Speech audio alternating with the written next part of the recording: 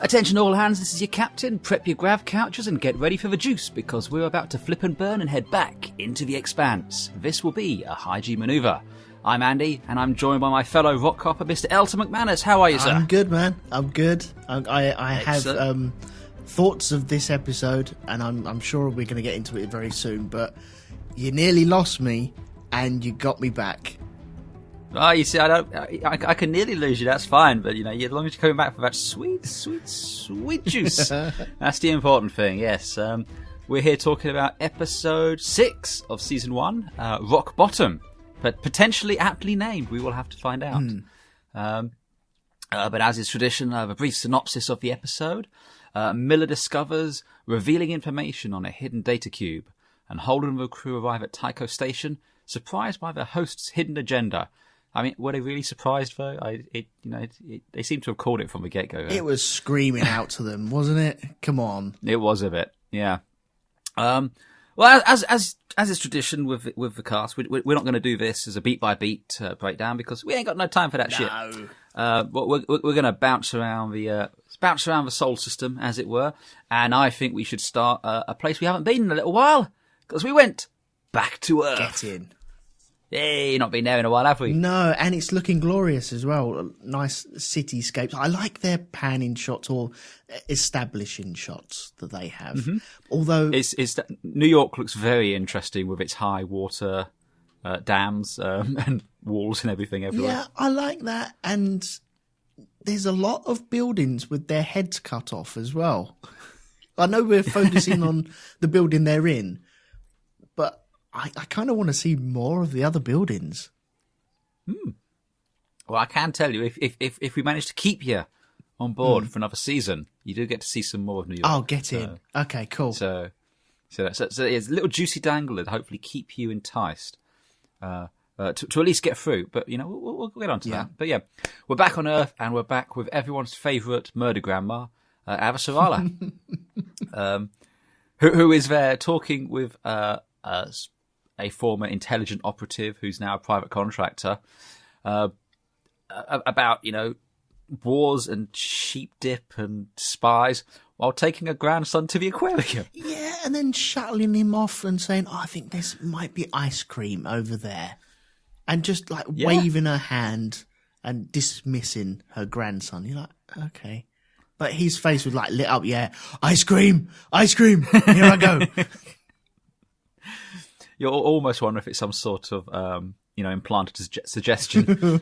When you hear the word ice cream, you will forget everything you heard. Yeah. Eyes glaze over, just starts walking forwards. Yeah. But it's showing that consistent two sides of her. She is the loving grandmother, taking her kid out. And, she will... I mean, she basically turns around to this guy, who says, I don't want to give you my spy on Tycho and all that. And turns around and go, how's your son? I hear he's got a parole board meeting coming up soon. And it's like, whoa! She is a bitch. She really is a proper... I like it, but man alive, I don't want to mess with her. Oh, yeah. She is... you want to talk about a strong female character who don't take no guff from no one? Check it out right there. But yeah, straight for the jugular. There's no song or dance, none of the kind of niceties. And we saw this previously with the Martian ambassador. It's like she ain't got no time for this shit. That's right. But the way that she flips between doting grandmother and then hard-nosed bitch that's going to just cut you down to size straight away. There's no gradient between that either, is there? Normally there's a kind of build up and slip into the dark side of her personality. There's usually a dance, isn't there? Where they both people say something while meaning something entirely different, and there's it's full of innuendo and suggestion. Go, nope, it's just straight up. How's your son? Yeah. I hear parole's coming up soon, and it's just like, whoa. Yeah, that's right. There's normally a cut to the chase thing. It's like, okay, let's stop dancing around this bush here, and let's get to the meat and veg of this conversation. But that is just, it's straight down, as you said, straight for the jugular. I can't even say that word. Straight for the jugular. Oh yes, she ain't messing around. So she just kind of like, boom, we're in there, get it done. And then this guy later on goes to Ehrenreich, who's the what's his actual title? He is the Undersecretary of UN, so he's effectively the Vice President. Okay, so he's the one just above her then. Yes. Okay. You know, she's 2 heartbeats from the presidency. Yeah. Well, he's 1. Gotcha. And yeah, she's like, so the guy came and said about this. What? Why are you doing this? And she's just like, I need to spy on everything. To spy on Johnson. And we found out last time Johnson used to work for the UN. He was a colonel in the Marines. Yes. But he's now gone over to the OPA or something. And, you know, she kind of makes the case that, you know, he's building the biggest starship ever built in human history. Yeah. You know, the Nauvoo, and we saw lots of beautiful shots of it this week, but, you know, it's fucking huge. I can hear you get excited about that already. Oh, well, we have to wait and see, won't you? I can hear it. You're like, oh man, you kind of, you're like that dude that's in Doctor Strangelove riding that bomb all the way down. That's you, just wanting to straddle that ship. Euphemism. Yeah, but she's, as she points out, you know, Fred Johnson, he's you know, overcharging the Mormons for toilets to build it, and you know, he has the resources and the ability to build these stealth ships. Well, that's the angle that she's coming from. He's got the ability to build these things, and the OPA guy that she had in the tank in episode, 1 or 2, I think it was, yeah. He was carrying stealth technology, and she's putting all this together and saying, okay, we need a spy to look at Johnson because this is all fitting together, and now ships are starting to blow up here. Yeah, I mean, she's doing the math, and you know, she knows there's very few people in the system with resources or the will to do this, to build these ships. You know, how many people can you imagine today? I mean, the Donagers is probably the equivalent of something like a battleship or an aircraft carrier. And how many small independent organizations or anything would be able to take on one of those and destroy it?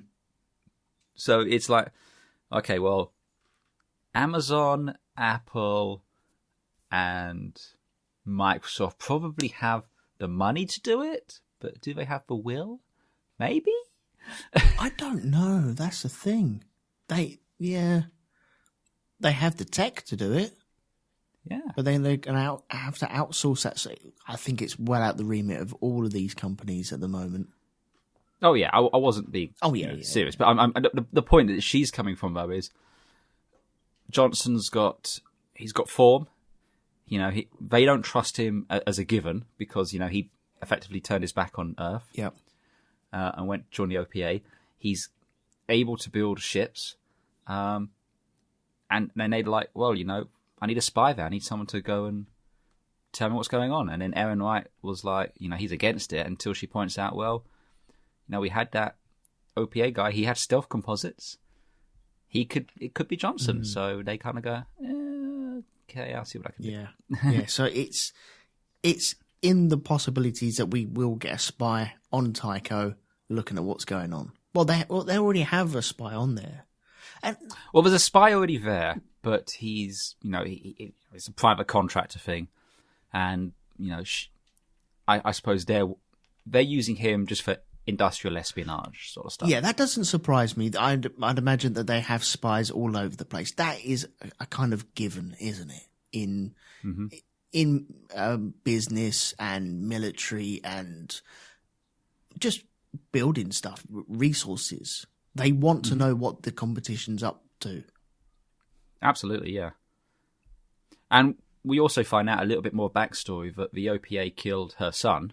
And with Johnson having turned his back on Earth, you know, I like it when he goes, are you sure this isn't personal? And she's just like, of course it's personal. What? Like it doesn't even sugarcoat it. It doesn't, no, it's like, no, yeah, it's personal. Yeah, once again, straight in there, isn't it? Yeah. Oh, okay. Was her son on was it Anderson? Anderson Station? Yeah, the Anderson Station. No. Okay. No. But the OPA have form, and she has history with them. And so she wants to bring them down, or she wants people to pay, or what? The way, as far as Avasarala sees the OPA, as far as she's concerned, they're like the IRA. Okay. So they're, in her mind, it's a terrorist organisation. They might think they have legitimacy. They might think they're trying to do something to fight for a political cause or anything like that. But as far as she's concerned, no, they're just straight up terrorists. Yeah. And they killed her son. Right. I don't think it would be a spoiler to ask this, but whereabouts, do we know anything more about her son? We find out little bits here and there. We do find out a little bit more information, but, we don't get like a flashback scene, okay. At least not as far as I've seen. Not yet, anyway. Which, it's never kind of laid out in graphic detail exactly what happened. It's hinted at, it's suggested at. We do find out the story, but it's more the story being relayed by her and others without... We never see her son. We never experience that. Okay, so we don't get a first-person perspective of it. We get hearsay and stories told through her. Yeah, exactly. Okay, cool. So yeah, and that's pretty much everything that happens on Earth this time out. Just couple of little bits sprinkled in there, which is nice because we've been away for a couple of episodes. It's nice to just check in on the homeland. Yeah. I'm waiting for something to kick off though.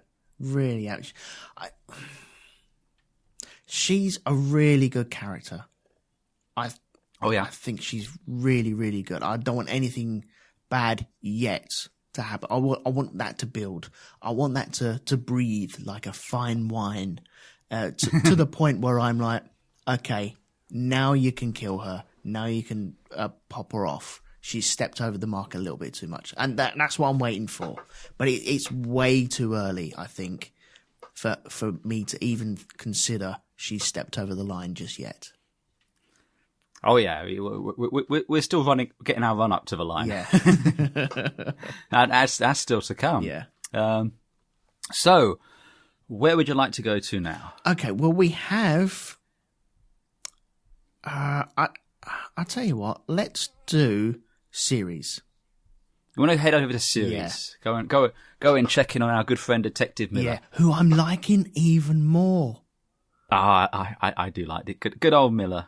He's a fantastic character, and he's being played by Thomas Jane, and he's having so much fun playing this guy. Yeah, it's really coming through though. Yeah. I think in the first couple of episodes it was okay. Right, this is a show. I need to play this, and let's see how it goes. And now it's like, okay, right, we get a whole season. We possibly have like season 2 coming on. And he's really diving into this. He's pulling it good, man. He's a fantastic character, and I loved all the scenes with him and Anderson Dawes, who is just absolutely knocking it out of the park, silly accent and all. But I adored all their scenes together, and we learned some interesting stuff. We find out that Naomi's tattoo that she's got, and we've seen some other OPA people have it. Uh-huh. It's based on the scars that some of the older OPA members have from when they had faulty spacesuits. Yeah. And the contacts burnt them and left the scars there. That's right. And Dawes has that. And am I right in thinking Miller's got that as well? No, Miller doesn't have that because Miller's not really ever been out into space. Okay. Although he is a belter, but he's lived his entire life on Ceres in the station. Acted like an earther. Well, to an extent, yeah. That's why he checked his neck then. I thought he'd checked his neck and saw the burn marks. No. I think it was just checking the neck, just to look there. But no, Miller's never really done that sort of stuff. And yeah, we get that. A little bit of torture going on there with him getting stunned by those two shits. Yeah. Well, okay, I was right in thinking that this was going to be Dawes' crew that put the sack over his head at the end of the last episode.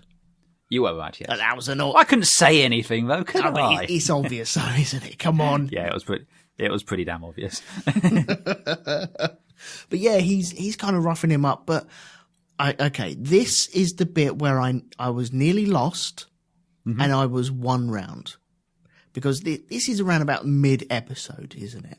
And yeah. I mean, we come back here a couple of times, but yeah, it's sprinkled through. But the bit where I was nearly lost, where he sat down, he's doing the monologue thing, and it's okay. We've seen this type of monologue a million times with our hero on the floor and the baddie standing over him and talking about bad things and trying to win him round, and it just not working. But then he had that little speech about his sister. That was so good. That was it. I was, okay. That was delivered so well. And it was great. I loved how Miller's trying to distract him because he's holding the hat, and that's where he's got the data card. Yeah. So Miller's just he just doesn't want him to be finding that. And he's like, yeah, you should try it on. And then he starts talking and saying about he's got this reputation, rumors about how he killed his own sister or something like that. To build a reputation. And it's just the way Dawes sits down and just tells him what actually happened. And we don't even know if this is actually what happened, but this is what Dawes tells you about his sister Athena, who, he describes her bones like chalk. Yeah. And I don't know if you can do this. You might want to make a note because you want to cut this out. But if you could just drop that little bit of the speech in here, because he delivers it so fucking well. My sister Athena was touched by the hand of God. The most beautiful child in all the belt, the smartest. But she was fragile. Her bones were like chalk from spending a lifetime in 0G. She was never going to recover. An impossible burden for a dirt-poor family of rock hoppers. And when she became too ill even to travel, I had 3 other sisters to think about. Our family was starving. So you killed her? And that makes me a monster. There was no script to bury her, so I laid her to rest in a beautiful bauxite tunnel that we discovered together. Do you know, it is possible to cry so hard that your tears turn to blood? Yeah. But it's just because, we've kind of mocked the accent a little bit and said it's a little bit silly and all over the place. But he still manages to convey so much with it in just the way he does it. And, he just holds that entire scene in the palm of his hand. It's so good. Yeah. I loved it. Yeah. I think I mocked it a little bit in the last episode and the first time he turned up, but it was like it was in jest. I get it, having a bit of fun, but it was good. It was different. But the way that it was delivered, it's still all over the place, man. It's like a Catherine wheel of different accents, but it works really well. And when he's calmly delivering that, and you're like, he's dropping his T's on there as well. I'm like, yeah, I like that. That works. Yeah. It is so good. Yeah. And you know what? He starts to win you over, doesn't he? Yeah. I mean, you start to feel for this guy, and you're like, wow, he's had it so hard. I can understand why he's doing this. And he's a charismatic motherfucker. Mm.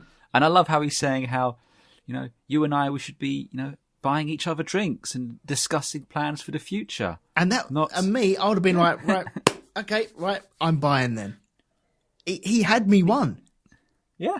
He's like, again, someone like Anderson Dawes, they don't get to be where they are without being a charismatic motherfucker. Yeah. But he can't break Miller, though, can he? He can't. But I love...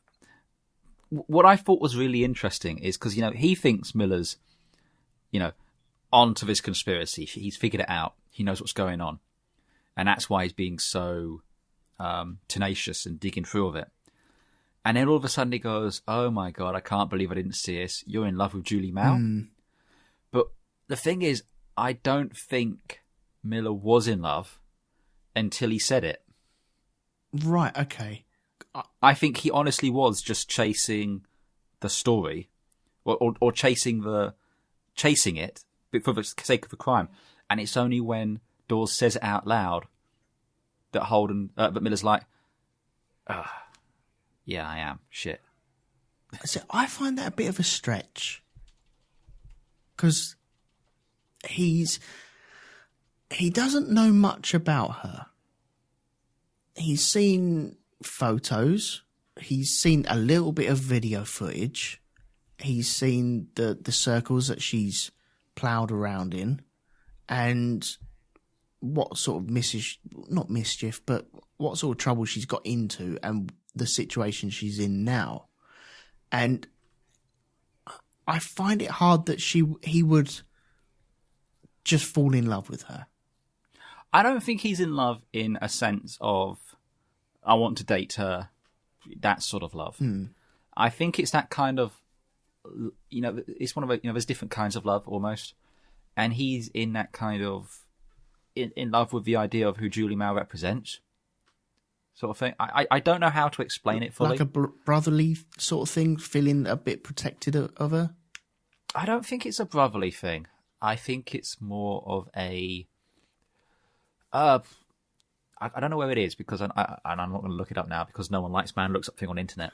But there's different kinds of loves there. One is erotic love. One is brotherly love. Love of fellow man, of human or anything like that. But I think to an extent he's fallen in love with her, but not in that sort of a way. Right. But I can't go too much down that train of thought because there's still stuff to be revealed, as it were. No, that's cool. That's cool. Yeah, I just found it a bit of a stretch that once you start throwing out that word love and saying to a main character, you're in love, that suggests to me one thing and one thing only. And I find it hard that he would have been involved in this case that much that he would just be instantly in love. Otherwise, man, he's not going to make it far as a copper, because he's going to have this all the time. You're like, oh, I love her as well. Oh, I love him. Yeah. Oh, I love him. And it's just going to happen constantly. And the poor guy's going to be let down quite a lot. Yeah, no, and I agree. If this was Havelock, we'd be like, oh, another one? For fuck's sakes, man. Oh, yeah, he's just got boners for everyone, though, I feel. He does. But like I said, I don't think Miller's... I don't think it's any kind of, a love in a sense that he wants. It's not love in the sense that Dawes thinks it's love. Yeah. It's a different sort of love. And maybe love's not the right word to describe what he's feeling for her. Yeah.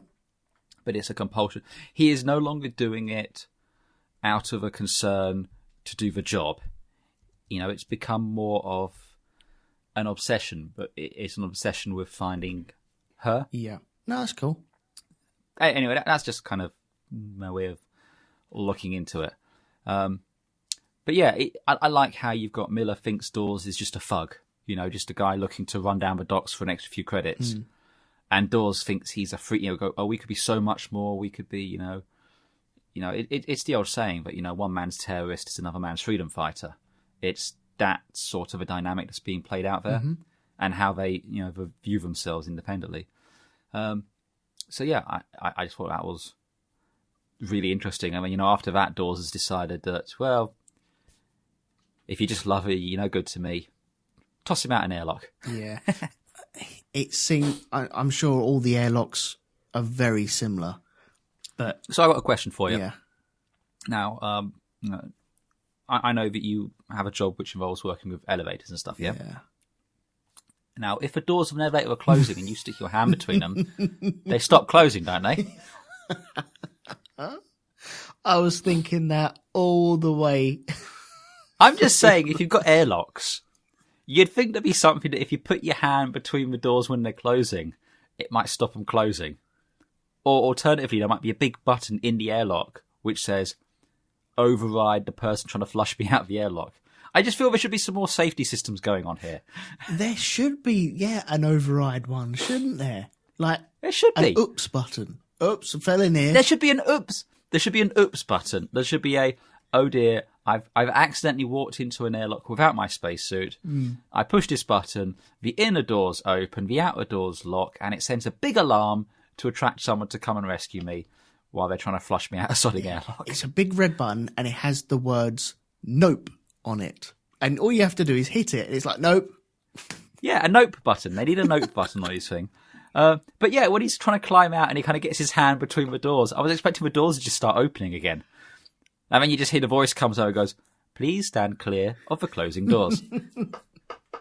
And you imagine them just trying to, no, can you let go of the door, please? Just drop, stand on his hand. It's probably the same voice that Otis lifts use now, even in the future. It's just that same female voice, Oh, yeah. It's just a flashcard that's been generated. She's been long dead since that was recorded, definitely. Yeah.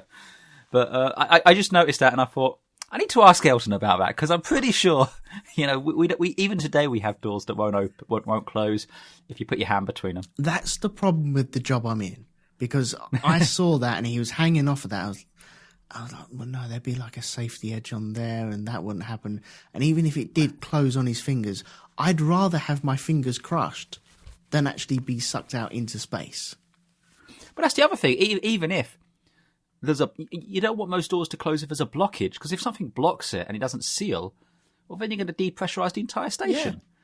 Yeah. So yeah, we're going to have a word with someone about health and safety around there. Letting go was not an option of that door, I don't think. Yeah. But let go he did.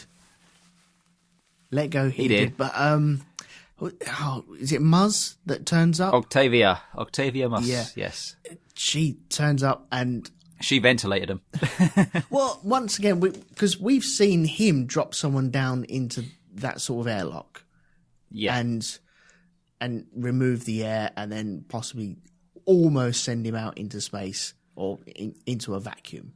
And he was on the receiving end of it this time around. And I like what he was going through, the withdrawal of the air. He's struggling to breathe. And the sound as well. The sound was dulling. And when you had two gunshots, and they're good shots, and then you had lots of blood just go all over that glass, you're like, oh, that looks good. And it is Octavia there, saving his ass.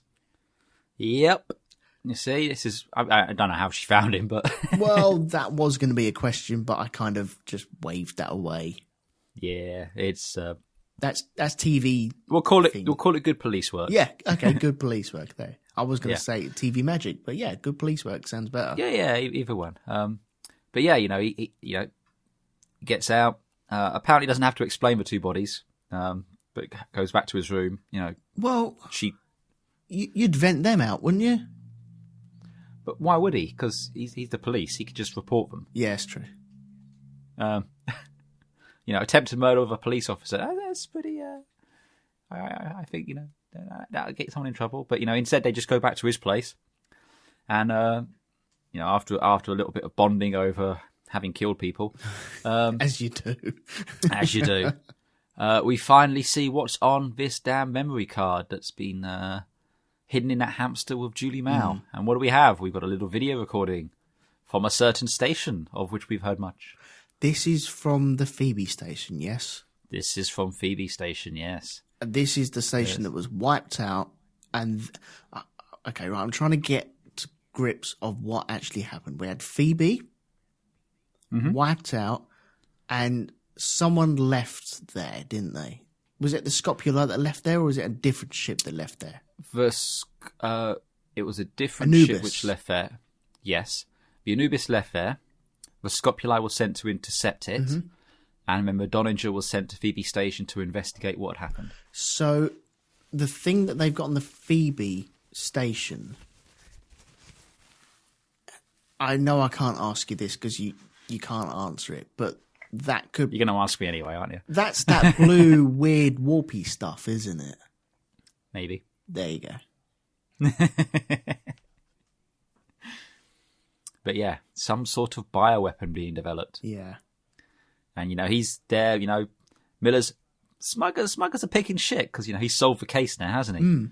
He's like, hey, look at this, I did some police work and I sorted it out. How's them for a bag of rocks? And, he's there showing off to Captain Shadid. Sitting in her seat as well. Yeah, he's like a pig in shit. He's like, yeah, I'm pretty damn good here, I've sorted it out. Look at me, I'm the cock of the walk, and why don't you go down there as well? And all of a sudden she's like, okay, yeah, no, this is good. And have you told anyone else about this? No? And have you made any copies of this? No? Okay, you're fired.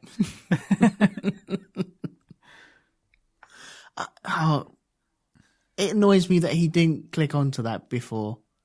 When Yeah. she's picking it up, you're like, "What? Hang on, don't touch that. That's mine." He knows that other coppers have been sold out. Yeah. I mean, I feel that he probably felt that because she put him onto the Julie Mao thing in the first place. So he probably felt like, oh hey, this is, hey, I've kept on working this thing behind your back and sorted it all out, but nope. So, did Dawes set? I forget the police chief's name. Apologies. Shadid. Okay. Did Dawes push her to ask Miller to find out where Julie Mao is? But then I don't think so. I can't go too much into this, Yeah. but I don't know if it was Dawes or someone else. because Dawes should know where Julie Mao is. Yes. That's what I'm. Okay, so yeah, But okay, yeah, but it could be a case that the person set Miller on this path. For sake of argument, say it was Dawes, set him on the path because they knew he would be like a dog with a bone and he wouldn't let go until he solved it. Yeah, because we're made to believe that it's Julie Mao's father that wants to know where she is. Yeah, because we've seen his face, and that's just the way that it's represented. Well, she never explicitly said that it was him who was after it. It was just a shareholder. Wants it done. I mean, we only know her father from the video in her room. Yeah, Mr. Halliwax from Lost. Yes. Okay. Yeah, it's one thing I did like, Miller sweeping the desk and getting rid of that bloody horrible thing that Smoking thing, yeah. Because we saw that in the very first episode, I think, or the second episode, and I was like, oh, no, I can't stand that. And it's constantly just smoking away, like looking forward to someone smashing it. And he does. Thank you. And it just sounded cheap and plastic as well. She hasn't spent a single credit on that whatsoever. Yeah. Script, sorry. I need the right language. She hasn't spent a single script on that at all. Yeah. Yes.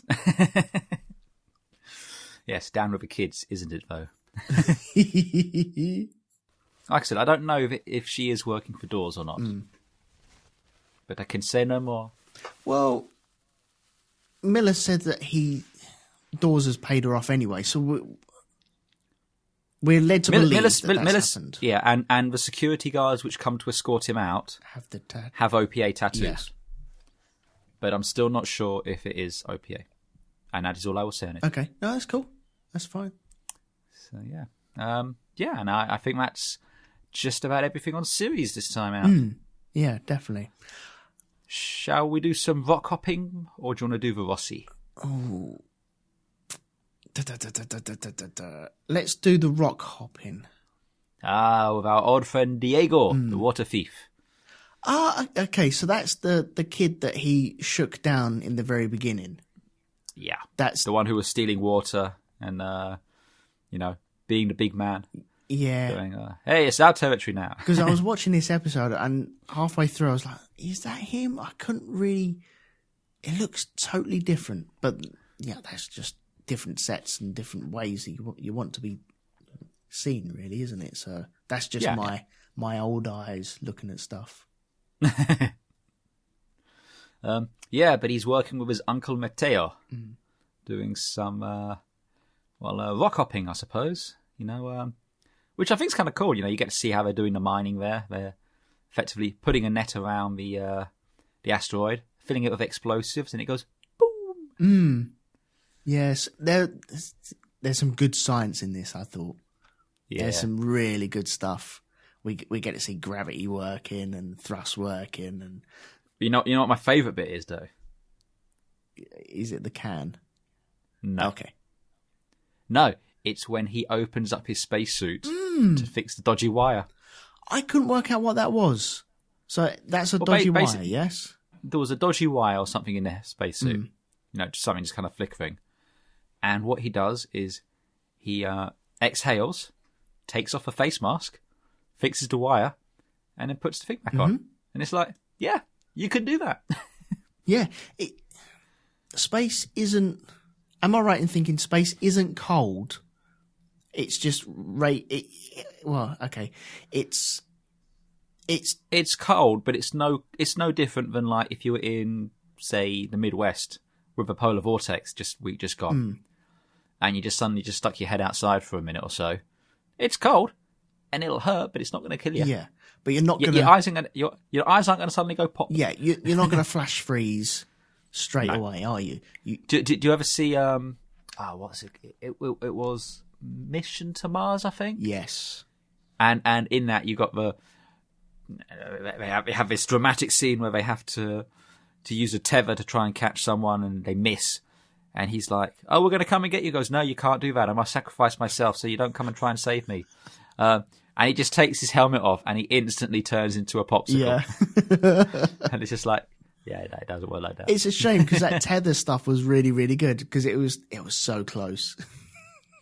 It was so close, and it was also so much bullshit because, it's again, I find, I expend a little bit of propellant, get it to you, pull you in, and then the force of you, there wasn't good science in that film. No. So, but anyway, I just love the fact he opens up his suit and just fixes the wire and then just carries on. It just shows that, going out in space is just an everyday thing for them. It's just like, it's all good. Yeah, and there's no real dramas. If you're in control, if you know exactly what you're doing, then everything should be fine. You can breach your suit and you can repair it as long as you don't panic. You'll be fine. Yep. But yeah, that's clever science, putting it in there and people going, okay, right, we have all the gravity and now we have that sort of thing. It was briefly touched on in one of my favourite films, Sunshine, as well. When they do the hop between the two Icarus. Yes, the Icari, the Icarapodi. I don't know what the word is for two Icaruses. Icaruses? No, that's too many S's, isn't it? But yeah, I just like that little moment, which was really, really kind of cool.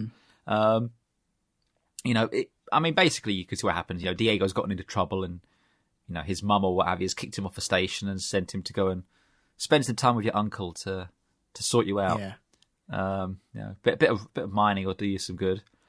But the Martians are they're a bit pissed about the Dollinger, so they're taking it out on the Belters. So these are like Bobbies on the beat. It's like the Coast Guard. Yeah. It's basically that. It's a stop and search, isn't it? Yeah, that's what it is. It's a stop and search, and it's the sort of thing where normally they'd let the little things just slide, but they're just being dicks for the sake of being dicks here.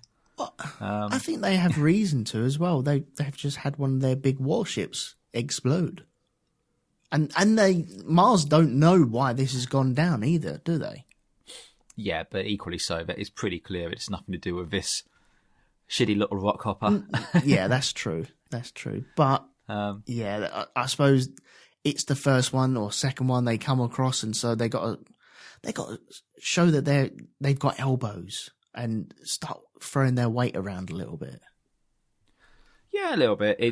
It's you know, it's what happens. You know, that they clamp down. You know, there was a terrorist attack, so the response is you clamp down and you know, show of force and all that sort of stuff. And yeah, they kind of ping him on his registry being out of date. I think he's got like alcohol or something on there, and they're like, you can't have that.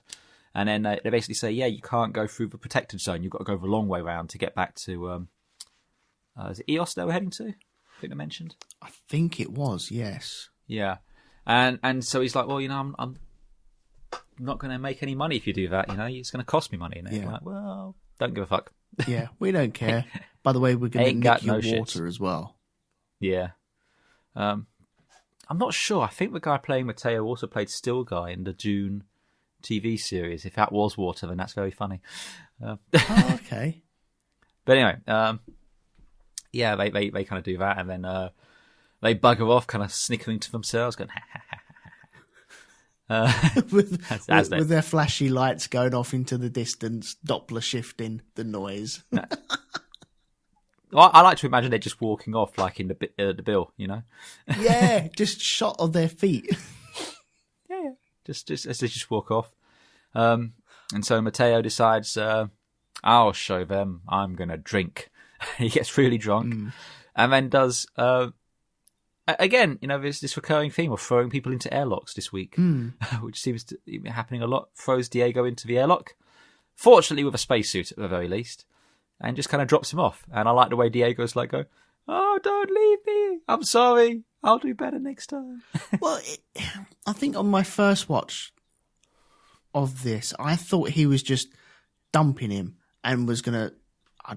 I didn't really know exactly what he was thinking of doing until he actually did the trebuchet thing with the rocks. I think that was the idea. I don't think you were supposed to really know what he was doing. I mean, you could definitely tell that he'd, you know, at the end of his rope with Diego. Diego didn't want to be there. Mateo was a bit pissed with him being there. But he's kind of saving him, putting him in there, really, isn't he? Oh yeah, he is saving him, and you know when he's talking on the radio, he's saying about how, look, you know, a man must stand up, you know, and we can't stand up when you've got a boot on our neck. You know, he's drunk a lot, but you know, he's kind of making a statement, and you know, he's taking a stand. And so what he does is he accelerates his ship as fast as it can do, and lobs his asteroid at the Martian. Yeah. The Scipio Africanus. I love the names of Martian ships. They're cool, aren't they? They really are. Really cool. Yeah. And so, are we led to believe that he's taken this cop car out? Oh no, he just kind of wings it. Okay. Because, you know, it hits it and he just kind of like a bit of damage. This cop car, however, happens to be armed with torpedoes. Oh. Okay, yeah, so he's not going to be around for a lot longer. And I'm assuming Diego has a beacon. Oh, that's one thing that terrifies me. Just slowly drifting off into space. Well, you see him die. You see Mateo's ship get blown up in the visor of Diego. I didn't see that. Yeah. Oh man, I didn't see that. I don't know what I was concentrating on. But no, you can see it in the reflections there in the visor as it goes. Okay, I'm going to have to go back and have a look at that because I need to see that. That's like a big point, and I've missed it. Balls. You have. But you know, Mateo did point out, goes, someone will find you. It'll be fine. You know, relax, it's fine. Doesn't that terrify? But yeah, you're right. Very much so. It's very high on my list of things I never want to have to experience, being adrift in space. Yeah, well, when I was at school, I always thought, okay, imagine being adrift in space and then going towards the sun. And that used to terrify me, but I was too young to realise I wouldn't even get anywhere near the sun before I died. Oh, yeah. I'd be dead within 5 days anyway, and I've probably still got months and months and months drifting towards that sun. Yeah, basically. Yeah, like you said, other things you have to worry about in that sort of a situation, that's not one of them. No, that's it. So, we come to the last port on our journey today. Rocinante arriving at Tycho. Yes. Can I issue an apology? You may. I don't know if I said it on air or off air about this, but calling it the Rossi. I scoffed at calling it the Rossi, and I'm a dick. I really am a dick. Because that was like the first thing they did. I was like, oh, okay, everyone does this, don't they? Yeah, I love it. Yeah, so Rocinante arrives at Tycho, and we get to see another beautiful shot of Tycho Station and Renavu, which is very big. This is the one they're building. It's just dwarfing Tycho Station.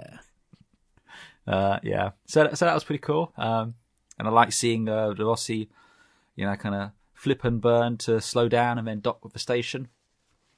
And I love that shot when Johnson, comes up to the airlock and goes, "Holden, you're either a genius or the luckiest sumbitch in the system." But there is a lot of talk here. This is part of the bit where I was, okay, this is getting a bit too talky for an episode for me, but obviously Dawes brought that back for me. But there's a lot of talk of them and him know exactly what's going on.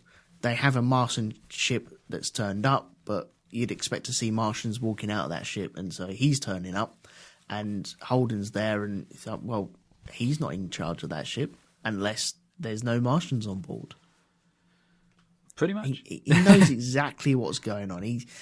This ain't the first time he's had a ship dock at Tycho. It's not his first rodeo, no. And as we find out that he's up to some shady shit. He is proper dodgepot. He really is. He is. Which just I stand by what I said last time. It would have been so much better if they left that 11 years later reveal until the very end of the episode. Yeah. But yeah, he is. And all of a sudden, all those warnings Naomi's been giving over the last 3 episodes about not trusting Fred Johnson is like, oh yeah, no, I can see why. And you see it here. He literally turns around and says, "Yeah, we're taking your ship." And Holden's like, "No, you're not." And he goes, "You're not going to stop me." And then all of a sudden, Naomi comes over and goes, "You want to tell Fred Johnson that he might want to tell his guy to step away from the ship?" And he's got one of those PDC cannons pointing at him, spinning up. And it's just like, we got a problem. Yeah. Yeah, well, that was the talk and diversion, really, wasn't it? Keep them talking until you can get on board. And everyone's thought of both directions of that. Pretty much, yeah. So everyone's covered themselves. As far as Fred Johnson knows, there was only 2 people on the ship. So he thought they were both there in the airlock with him. Yeah. So, but yeah, I enjoyed that. That was a lot of fun.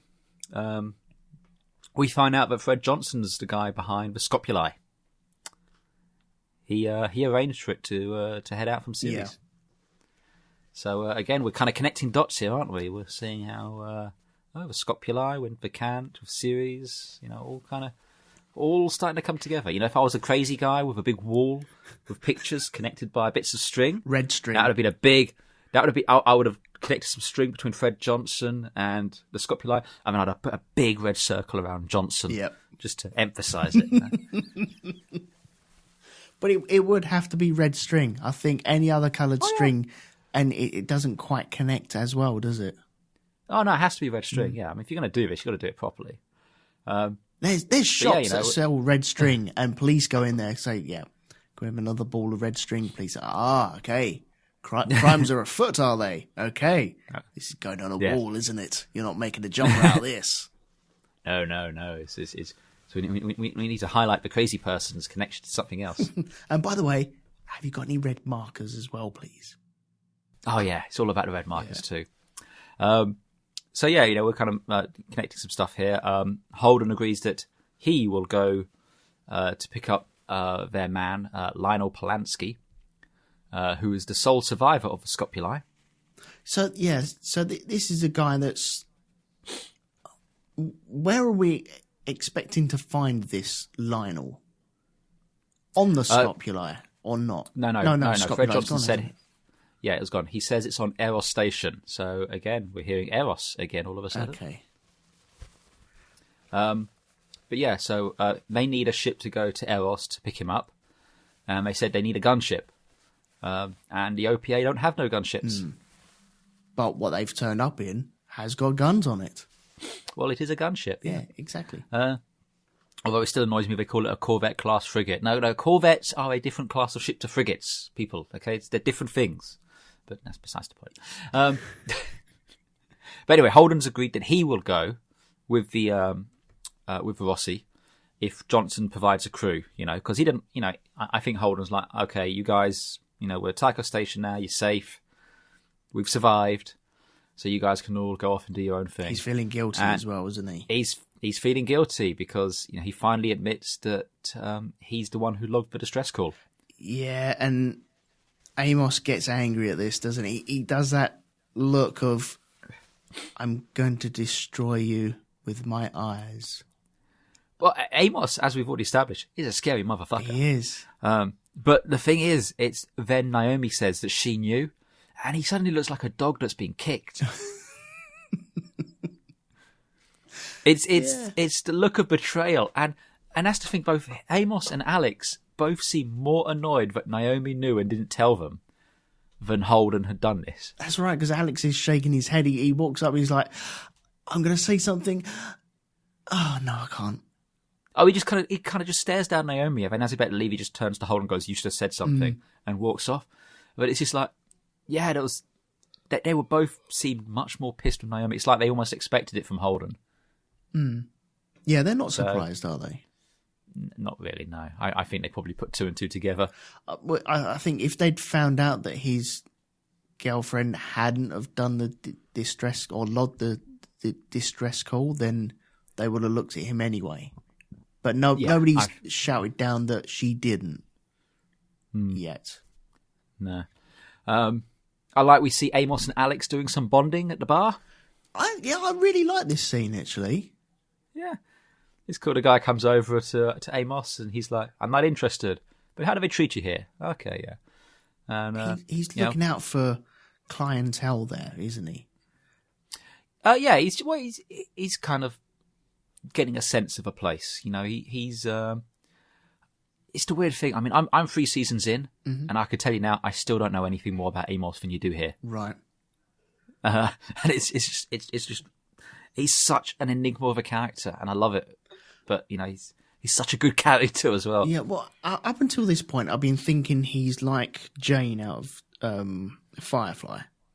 Yeah. And I'm not saying that Jane's like one-dimensional or anything like that, but Jane is puppy eyes or full guns blazing. Oh, yeah.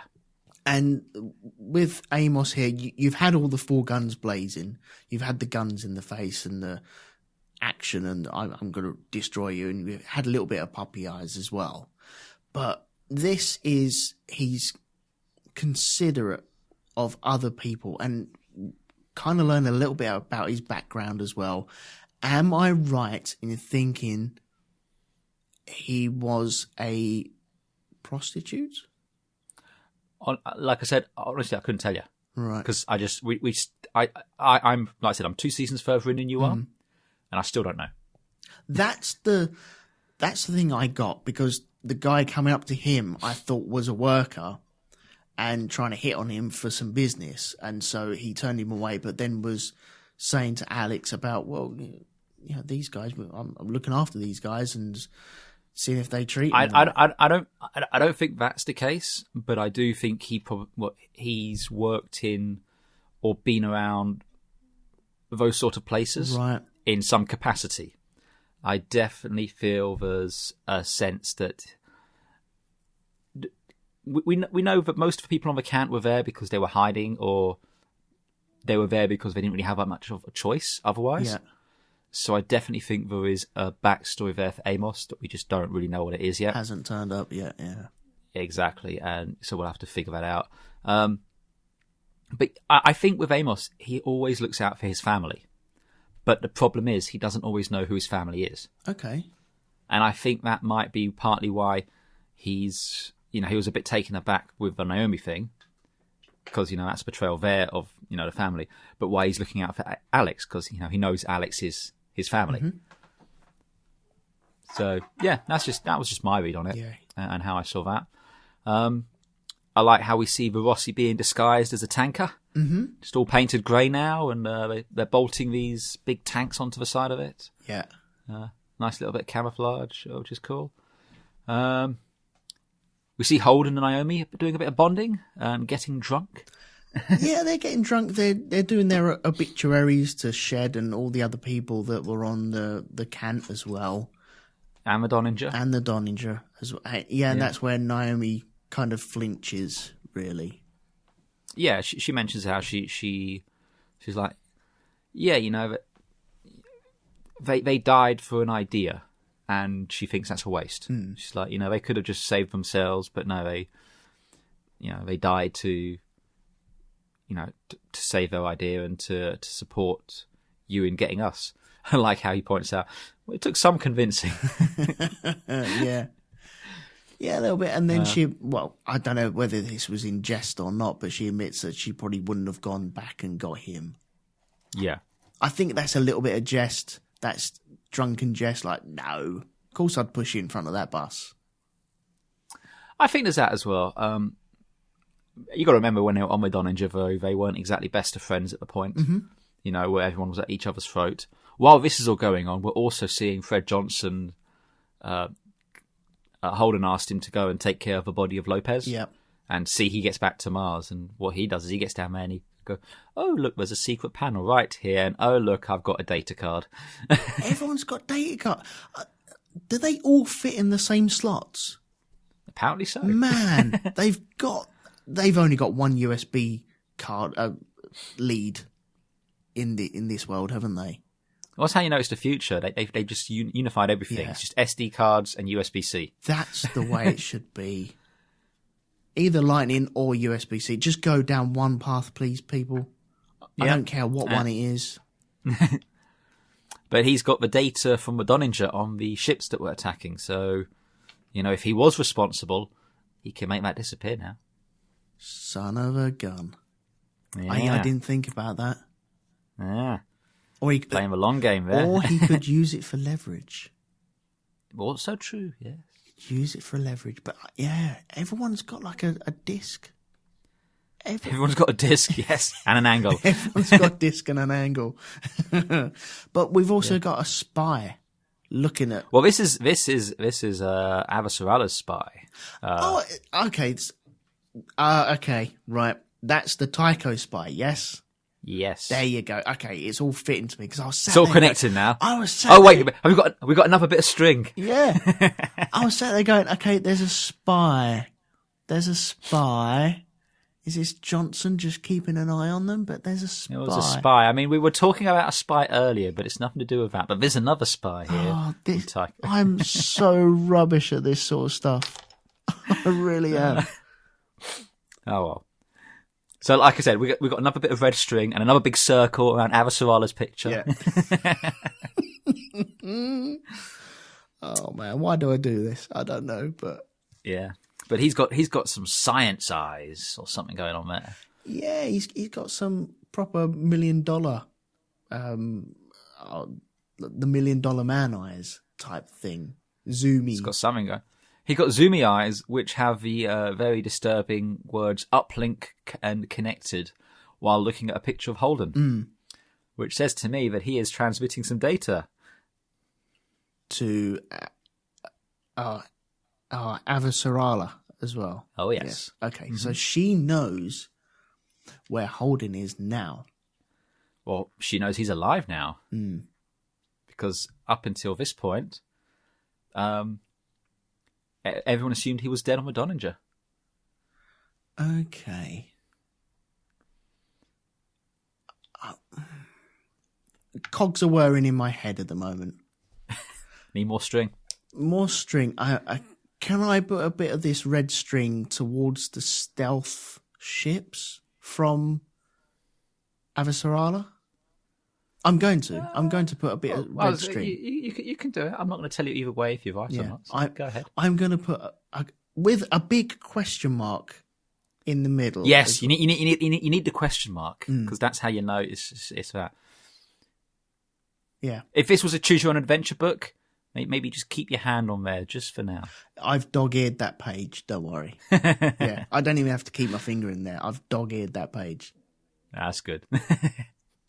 So yeah, we got a spy with his magic eyes, but then the next day, nursing what apparently must be a mother of all hangovers, looking at the way he's walking up, gets back to the Rossi. But everyone's still there, because they've all agreed that they're going to come with him. Yeah. Because you know what? They're a crew now. Oh, yes. Yeah, we have a motley crew, don't we? We've got a motley crew. We've got, a ragged band of adventurers together, ready to go. Yeah, and Amos is painting the sign on the outside of the ship. A little bit of nose art on the side of a ship. That's the word I wanted. Yes, yeah. The nose art. Yeah, a little mascot, a little picture of Rocinante. Right. That's very nice. I also like how Holden, with his obsession over coffee, is like, "Hey, I'm going to go get everyone coffee," and you got that nice little moment where he's holding one out for Amos. And they just kind of stare at each other for a minute, and then he just takes it. And it's like, yeah, we're good. Yeah, we're good. He's just waddling back as if he'd been to Starbucks. Yeah, it's like I really want one of those MCRM coffee cups as well. I don't drink coffee, but I just want one of those coffee cups. Oh yeah, they look good, don't they? But yeah, Amos looks at him as if like, are you sure this is cappuccino? Did you get me the right one? Yeah. Did you get 2 sugars? Is this a double skinny latte? No, it's full fat. Oh, I'll drink it this time. But remember for next time. Yeah, pretty much.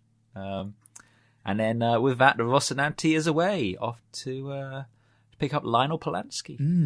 And I like the way the engine fires as well. I know you have like the outboard thrusters. You got the little thrusters. Yeah, but then you have the main engine, because it's got a couple of nozzles on there as well, isn't it? And it kind of lit up in the middle and then burst from the edges inwards, and then you get the full thrust. Yeah, it's really pretty the way they did that. So I love the effects. It's very, very cool. So yeah, that's the end of the episode. So I've got to ask you now, having worked through it, revisited, how do you feel about it now? I feel much better about it now. Hey! I feel much better about it. I wish I could pick up on these stupid little things that are obvious. They're talking about spies in the first act, and there's got to be a spy later on, hasn't there? Why didn't I give up? I really give up. But yes, I feel a lot better about this one. It's not the worst. Do you know, I couldn't put my finger on the worst one. I don't think there is a worse one. I think it was a slow burn, as you said, but there's no bad ones. There's no bad episodes yet. You can't have every episode can't be fully, kind of guns blazing, high adrenaline. You've got to have the quieter moments. You've got to have the exposition occasionally to help carry the story along. And I think, especially when you're bouncing around the system in the way it does, it manages to keep that at a reasonable level for us. Yeah, I don't want action every single week. I want a story to dive into.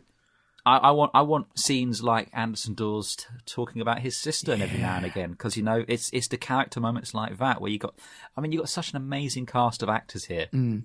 You really want to let them have a chance to shine, and that's what they do, and it's just so well done. Okay, so I'm going to give not a prediction, but maybe of what's going to happen next week. Okay. So they're on their way to Eros? Yep. Or Eros Station? Mm-hmm. Okay. So they're there. There's going to be... will they bump into the kid floating around? No. Who, Diego? Yeah. No, that's too much to ask, isn't it? That's just too much of a pinpoint thing for... Oh, hang on, he's on our windscreen. Let's just bring him in. No, it's like Thor, isn't it? Yeah. That's not going to happen. Shut up, Elton. Flipping hell. Okay, they're heading off there. Amasrala knows that they're that Holden's around. So I don't know. I don't know what's going to happen. Why am I even trying? I don't know. I don't know why you're expecting me to tell you what's going to happen either. Yeah, I'm not expecting. I'm just trying to go through it. This is what happens in my head. This is what it actually sounds like. This is the big board. The big board day, you know. Yeah. Yeah. I don't have any answers for you at the moment. There's no cliffhangers that I can go, ooh, this could happen, and maybe this could happen. But I'm trying to get that, but I have nothing yet. Yeah. But it's good, isn't it? It's got you wanting to know what happens next, doesn't it? Yeah, definitely. Yeah. Oh, excellent. Yeah, it's at the moment it's like a clean slate. I haven't really got anything to pull on, really. It's interesting. It is. It's like we're kind of we just had a moment of rest, as it were, and you know everyone's taking a deep breath and okay, and we're on again. You know. Yeah, because we've got 3 episodes until the end of the season now. Yes. Next one out is episode 7. And there's 10 episodes in this season, so yes, free to go. Good stuff.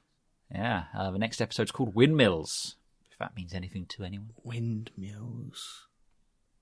No, means nothing to me at the moment. Probably does, but I've missed it again. I was going to say, it might mean something if you'd ever read Don Quixote. Right, oh, okay. Well, then I think we all know that I haven't done that, have I? So...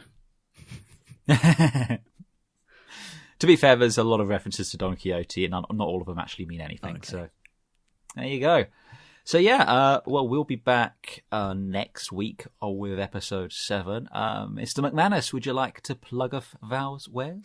Yeah, why not? Well, you can catch me every week when we are recording on the Black Dog Podcast, which is at blackdogpodcast.com.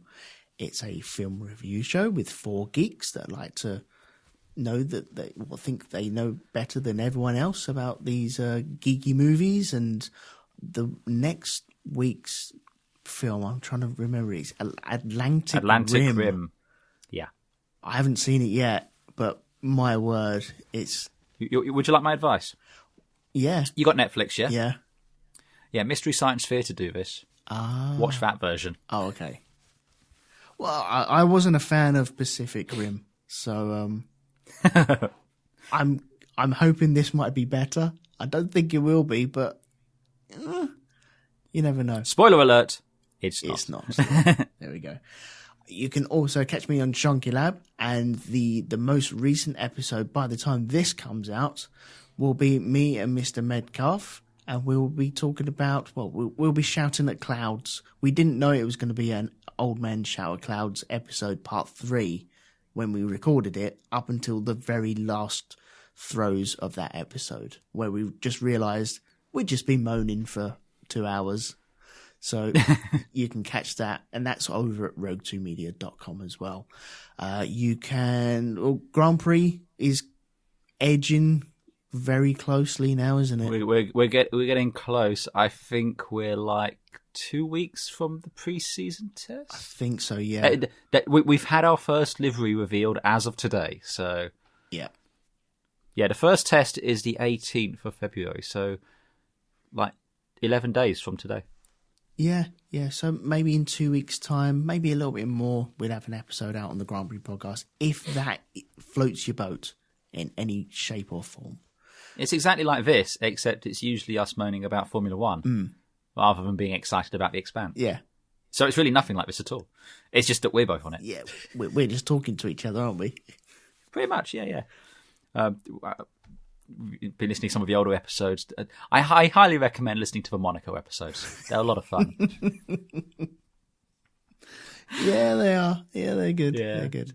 Yeah, it's all good fun. I think that's it for pluggage. I would like to send everyone else over to the bOrgcast and bOrgcast Enterprise, not Enterprise, Galactica. Galactica. That's it. Yes.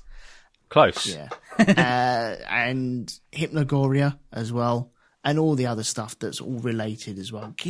Go give them 5-star reviews. Why not? On iTunes and anywhere else that you download your shows.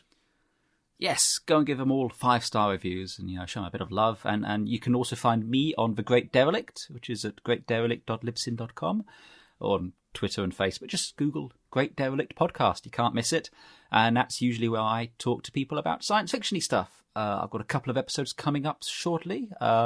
One about the Daleks, which is always a fun topic, and one about tie-in novels and media for your favourite science fiction shows. So go check them out. Lots of fun.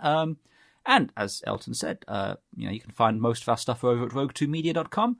And, as well as giving reviews, if you can do, go and recommend it to some friends. Say, hey, you, random person in the street, do you watch The Expanse? Well, you should. And then you should listen to this podcast. Exactly like that. Yeah, that's how it should work, isn't it? Yeah. Incidentally, if you were in the UK, and anywhere in the world actually, seasons 1 to 3 of The Expanse are now available on Amazon Prime. And I believe season 4 starts airing in like a week's time. Oh, man. #excite. Because I can watch it. Yeah, you can, can't you? I can. I'm like 3 years behind. The problem is, I'm going to get really confused when it comes to doing this card. Oh, yeah, you're going to have whiplash, aren't you? A little bit. It's going to be fun. Looking forward to it.